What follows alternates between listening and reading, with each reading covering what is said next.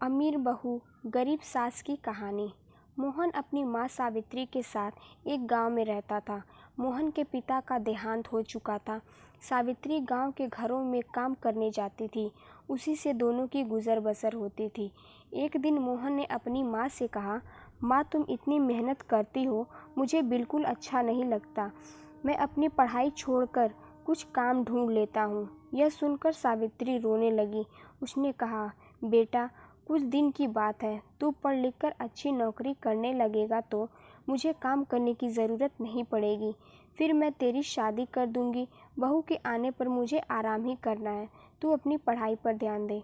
मोहन माँ को बहुत समझाता है, लेकिन सावित्री उसकी बात नहीं मानती। उसे उम्मीद थी कि मोहन पढ़ लिख कर बड़ा आदमी बन जाएगा। इसी तरह कुछ साल बीत गए। मोहन की पढ़ाई पूरी हो गई, उसे नौकरी भी मिल गई। एक दिन मोहन घर आया और उसने अपनी माँ से कहा, माँ अब काम पर जाने की कोई ज़रूरत नहीं है।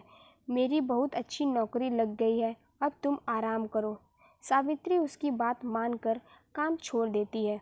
कुछ दिन बाद मोहन के लिए एक बड़े घर से रिश्ता आया। सावित्री बहुत खुश हुई। उसने खुशी खुशी मोहन का विवाह कर दिया। अपनी नई बहू रेखा को पाकर सावित्री बहुत खुश हुई। वह अपनी बहू को कोई काम नहीं करने देती, सारा काम स्वयं करती। रेखा सारा दिन बैठी रहती।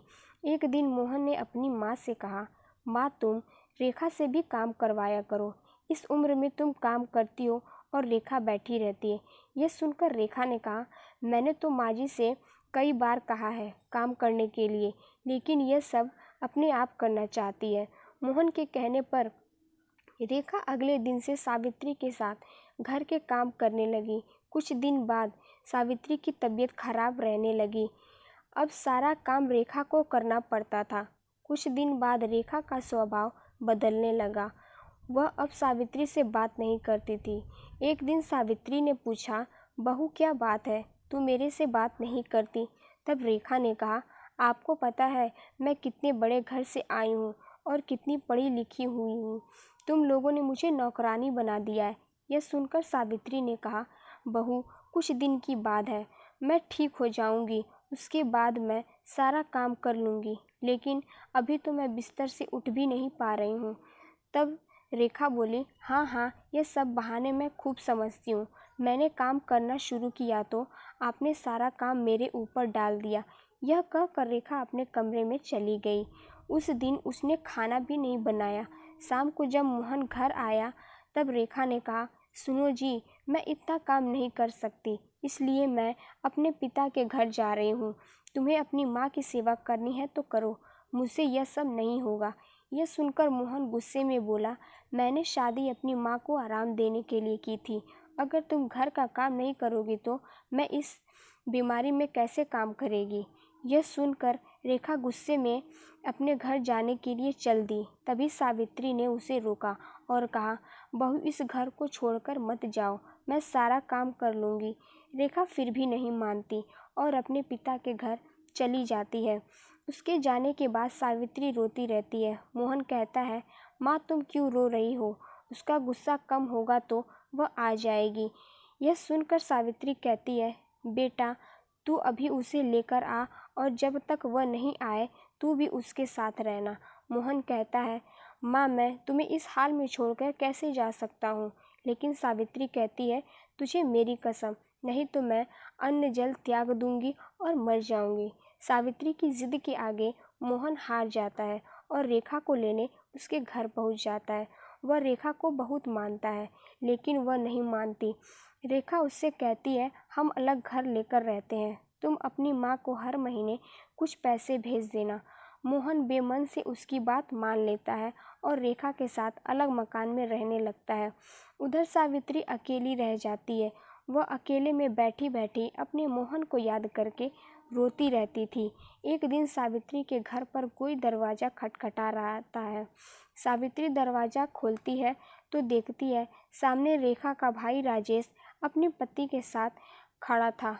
वे दोनों अंदर आकर सावित्री से पूछते हैं, माँ जी दीदी कहाँ है? सावित्री उसे सारी बात बता देती है। यह सुनकर राजेश कहता है, माँ जी, मैं सोच भी नहीं सकता था मेरी बहन ऐसा करेगी।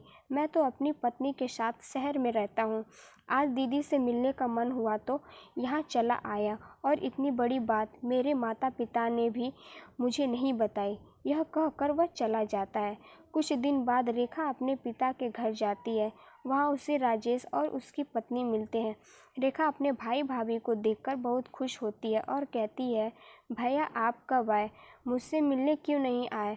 और माँ पिताजी कहाँ हैं? तब राजेश ने कहा, मेरी पत्नी माँ पिताजी के साथ नहीं रहना चाहती थी, इसलिए मैंने उन दोनों को घर से निकाल दिया और तू भी अब कभी यहाँ मत आना।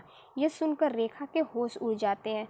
वह रोने लगती है और कहती है, भैया आप मुझे इतना प्यार करते थे, अब कैसी बातें कर रहे हो? और इस उम्र में माँ पिताजी कहाँ जाएंगे? आप उनके साथ ऐसा कैसे कर सकते हैं? तब राजेश कहता है, जब तूने अपनी सास के साथ ऐसा कर सकती है तो मैं क्यों नहीं कर सकता? मैं भी तो तेरा भाई हूँ। यह सुनकर रेखा को अपने किए पर बहुत पछतावा होता है। वह भागकर अपने घर पहुँच जाती है और मोहन के पैरों में गिर जाती है। मोहन के पूछने पर वह सारी बात उसे बता देती है और कहती है, मुझे माफ़ कर दो और माँ जी के पास ले चलो, मैं उनसे माफ़ी मांग लूँगी।